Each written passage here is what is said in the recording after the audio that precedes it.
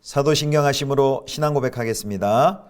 전능하사 천지를 만드신 하나님 아버지를 내가 믿사오며 그 외아들 우리 주 예수 그리스도를 믿사오니 이는 성령으로 잉태하사 동정녀 마리아에게 나시고 본디오 빌라도에게 고난을 받으사 십자가에 못 박혀 죽으시고 장사한 지 사흘 만에 죽은 자 가운데서 다시 살아나시며 하늘에 오르사 전능하신 하나님 우편에 앉아 계시다가 저리로서 산자와 죽은 자를 심판하러 오시리라. 성령을 믿사오며 거룩한 공회와 성도가 서로 교통하는 것과 죄를 사하여 주시는 것과 몸이 다시 사는 것과 영원히 사는 것을 믿사옵나이다. 아멘.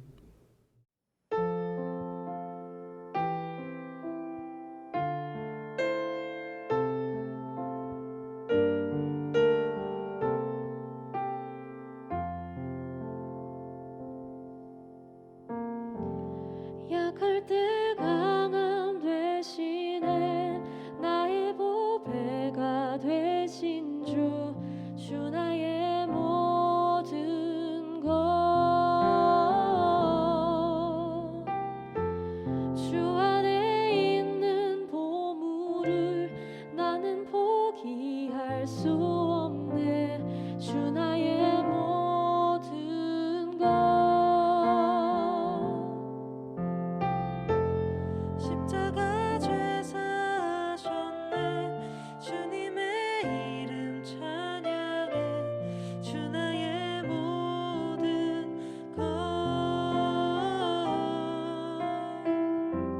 쓰러진 나를 세우고 나의 빈잔을 채우네 주 나의 모든 것 예수 어린 양 존귀한 이름 예수 어린 양 존귀한 이름 십자가 죄 사하셨네 주님의 이름 찬양해 주 나의 모든 것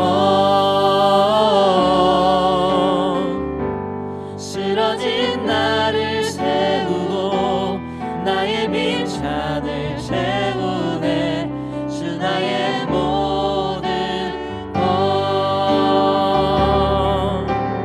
예수 어린 양 존귀한 이름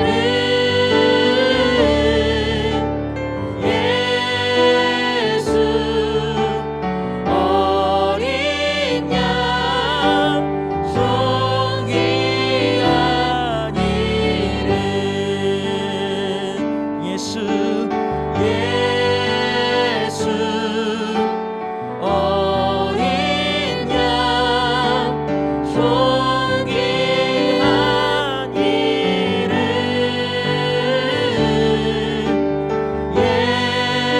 예수 어린 양 존귀한 이름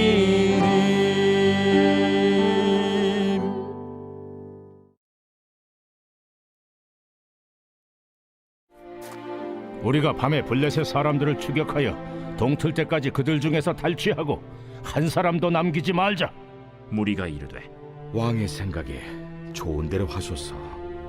할 때 제사장이 이르되 이리로 와서 하나님께로 나아가사이다. 사울이 하나님께 묻자오되 내가 블레셋 사람들을 추격하리이까 주께서 그들을 이스라엘의 손에 넘기시겠나이까? 하되 그날에 대답하지 아니하시는지라.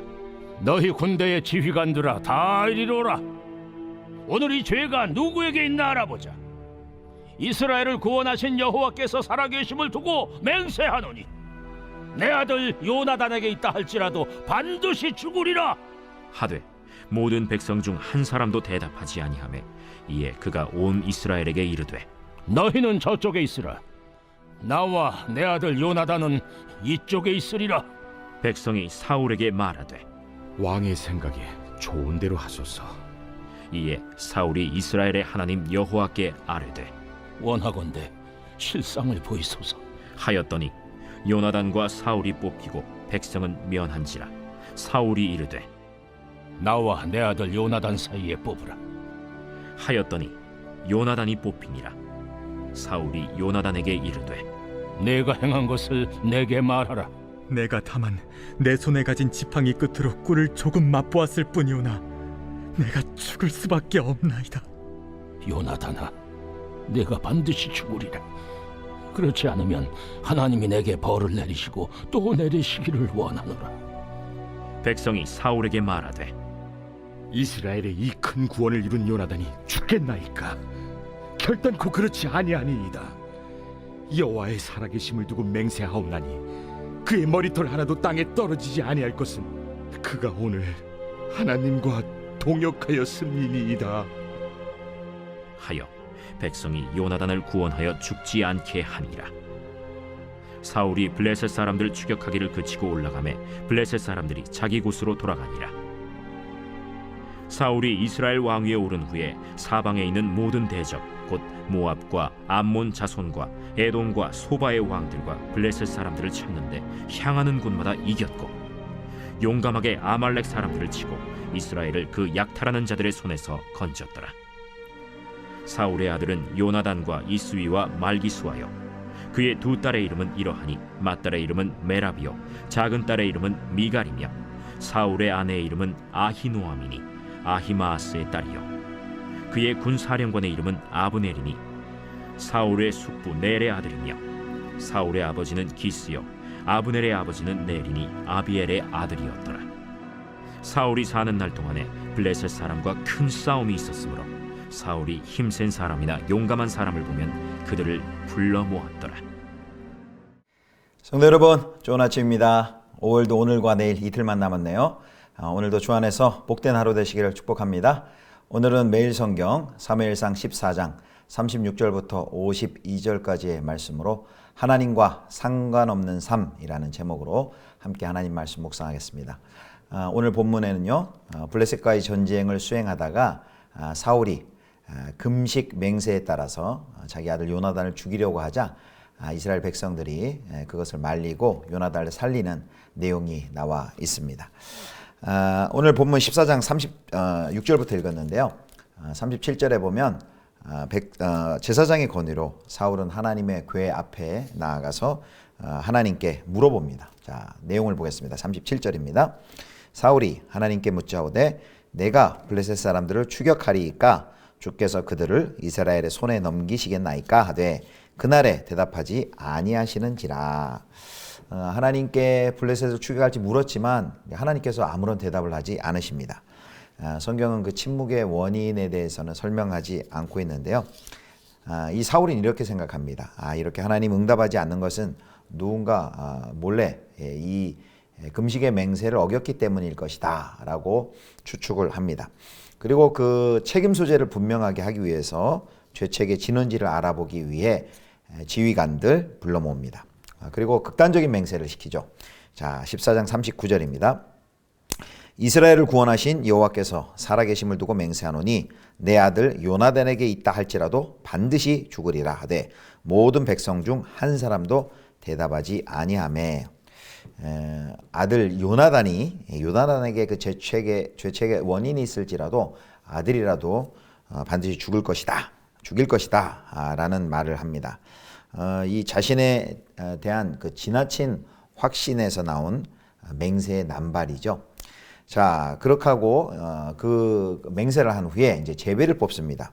제비를 뽑았을 때 처음에는 이 요나단이 뽑혔고요. 사울과 요나단이 뽑혔고요. 그 다음에 다시 제비를 뽑자 둘 중에서 요나단이 이제 제비에 뽑혔습니다. 사울은 요나단에게 묻습니다. 네가 무엇을 했느냐라고 묻자 이제 요나단은 자신은 꿀을 조금 맛보았을 뿐이라고 대답을 합니다. 그러니까 요나단이 뭐 거창한 일을 한 것이 아니라 사소한 일을 행했을 뿐인데 사소한 일을 행했을 뿐이지만 요나단은 자기가 기꺼이 죽음을 맞이하겠다라고 말씀합니다. 사실 이 요나단은 직접 맹세하지 않았기 때문에 맹세를 어긴 것이 아니죠. 하지만 요나단은 죽으려고 합니다. 왜냐하면 부당하지만 기꺼이 그 붙인 사울의 왕의 권위를 세우기 위한 마음으로 자신이 책임을 지고 죽겠다라고 이야기를 하는 것이죠. 요나단이 대답을 하자 이 사울이요, 아버지 사울이 요나단이 반드시 죽을 것이다 이렇게 선언합니다. 44절입니다. 14장 44절. 사울이 이르되 요나단아 네가 반드시 죽으리라. 그렇지 않으면 하나님이 내게 벌을 내리시고 또 내리시기를 원하노라 하니. 이 신앙과 윤리의 혼란 속에 있었던 사울은 또다시 이런 어리석고 무모한 맹세를 계속해서 반복을 합니다. 자, 이 사울이 하나님의 이름을 들어가면서 막 정말로 요나단을 죽이려 하자 이제 백성들이 나서서 말리기 시작합니다. 보다 못한 백성들이 사울과는 정반대의 맹세를 하며 요나단의 죽음을 막았습니다. 그게 14장 45절입니다. 백성이 사울에게 말하되 이스라엘의 이 큰 구원을 이룬 요나단이 죽겠나이까? 결단코 그렇지 아니하니이다. 여호와의 살아계심을 두고 맹세하옵나니 그의 머리털 하나도 땅에 떨어지지 아니할 것은 그가 오늘 하나님과 동역하였음이니이다 하여 백성이 요나단을 구원하여 죽지 않게 하니라. 백성들은 요나단이 이 큰 구원을 이루었다. 요나단은 하나님과 함께하고 함께 일하였다라고 말합니다. 그래서 그 승리가 요나단에 의해서 비롯된 것이 결코 사울의 업적이 아님을 명백히 드러냅니다. 그리고 그 사실을 여기 방금 이제 45절에도 말씀하지만 여호와의 살아계심을 두고 맹세한다라는 그 맹세로서 이 백성들의 말이 진실함을 확정하였습니다. 이렇게 백성들은 요나단을 지지하였고 요나단을 구원하여서 이제 요나단이 죽지 않게 되었습니다.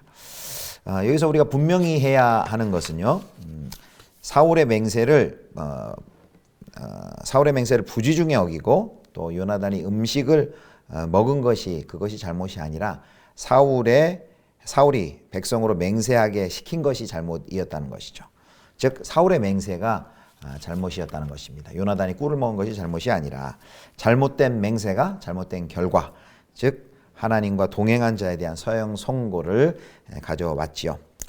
요나단이 여기 이제 14장 29절에 보면 이런 표현을 합니다. 내 아버지께서 이 땅을 곤란하게 하셨도다. 이 금식 명령을 내린 것을 듣고는 아버지 사울이 이 땅을 곤란하게 하셨도다라고 했는데 정말 그 아들 요나단의 고백처럼 사울의 이런 잘못된 맹세는 온 백성을 곤란하게 만들었습니다. 자, 이렇게 사울의 군대가 내부적인 갈등으로 방황하는 틈을 타서 블레셋군은 모두 다 달아나 버립니다. 이스라엘은 훨씬 더 큰 승리를 얻을 수 있었음에도 불구하고 내부적 분열로 인해 적들을 살려보낸 셈이죠. 이제 마지막 이제 47절부터 52절까지 이제 사울의 업적과 그의 가족에 대해서 소개를 하는데요.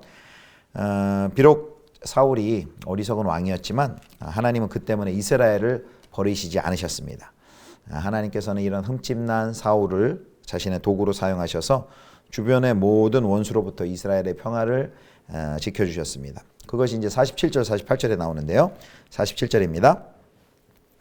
사울이 이스라엘 왕위에 오른 후에 사방에 있는 모든 대적 곧 모압과 암몬 자손과 에돔과 소바의 왕들과 블레셋 사람들을 쳤는데 향하는 곳마다 이겼고 용감하게 아말렉 사람들을 치고 이스라엘을 그 약탈하는 자들의 손에서 건졌더라.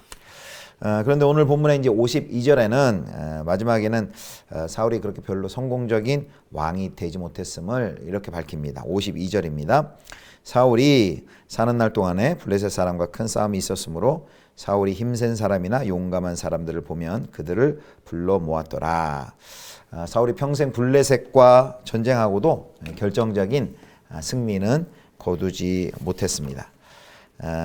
여기 이제 나중 이제 다윗의 집안을 요약할 때는 이런 표현들이 나옵니다. 사무엘하 8장 6절 14절에 보면 계속해서 반복적으로 다윗이 어디로 가든지 여호와께서 이기게 하시니라.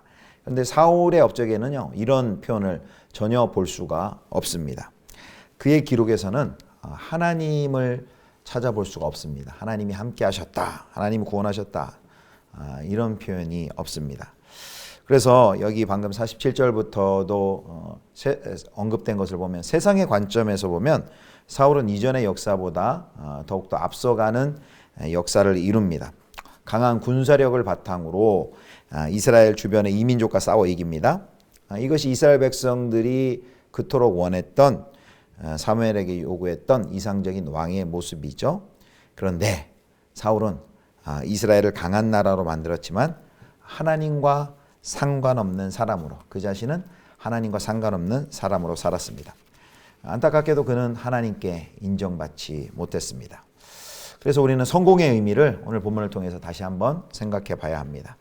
일이 잘 풀리고 뭔가 업적을 성취하는 것이 성공이 아니라 과연 나는 하나님과 동행하는가, 이 부분으로, 이 관점으로 우리의 삶을 진단해 봐야 하겠습니다. 창세기 39장 요셉의 이야기 보면 이것이 잘 나와 있죠. 창세기 39장 2, 3절 한번 보겠습니다. 여호와께서 요셉과 함께 하심으로 그가 형통한 자가 되어 그의 주인 애굽 사람의 집에 있으니 그의 주인이 여호와께서 그와 함께 하심을 보며 또 여호와께서 그의 범사에 형통하게 하심을 보았더라. 여기 두 번씩이나 요셉이 요셉의 인생이 형통이라는 표현을 쓸 때 어떤 상황이었습니까? 요셉이 형들에게 팔려서 감옥 속에 갇혀 있을 때이죠. 감옥 속에 갇혀 있는 요셉이 어떻게 형통하다고 할 수 있을까요? 그런데 성경은 요셉에게 감옥에 있는 그때도 형통을 말합니다. 그러면서 무슨 수학 공식과 같이 동일하게 그 형통을 얘기할 때 반복해서 나오는 구절이 있죠. 여호와께서 요셉과 함께 하심으로, 여호와께서 요셉과 함께 하심으로. 또 3절에도 보면 여호와께서 그와 함께 하심을 보며 하나님이 함께 하셨다라는 것을 이야기하고 형통을 이야기합니다. 형통이 무엇일까요? 우리 그리스도인들에게는 하나님과 동행하는 삶이 형통인 줄 믿으시기를 축복합니다. 하나님과 동행하지 않고 아무리 일의 업적을 이룬다 할지라도 그것은 껍데기 인생에 불과할 것입니다. 사랑하는 성도 여러분, 하나님과 동행하시는 귀한 성도님들 되실 수 있기를 주님의 이름으로 축원합니다. 기도하겠습니다. 하나님 아버지, 일이 잘 풀리는 것을